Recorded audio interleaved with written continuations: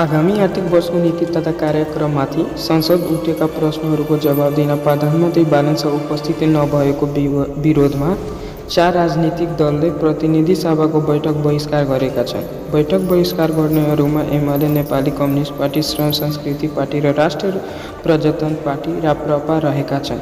सरकारको नीति तथा कार्यक्रममाथि सांसदहरूले उठाएका विभिन्न जिज्ञासा र प्रश्नहरूको सम्बोधन प्रधानमन्त्री स्वयंले गर्नुपर्ने माग ती दलहरूले राख्दै आएका थिए।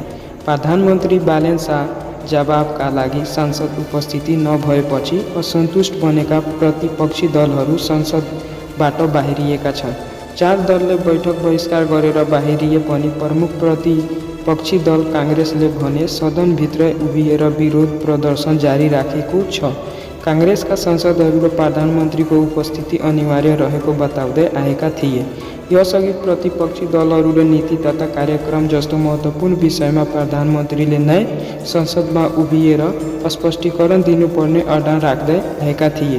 प्रधानमन्त्रीको अनुपस्थितिले संसदको गरिमा र उत्तरदायित्वमाथि प्रश्न उठेको भन्दै विपक्षी दलहरूले सदनको काम कारबाहीमा असहमति जनाएका हुन्। यस्तै ताजा समाचार र महत्त्वपूर्ण अपडेटहरूका लागि हाम्रो च्यानल सा ज्ञानलाई सब्स्क्राइब गर्नुहोस्। आजको लागि यति नै, धन्यवाद।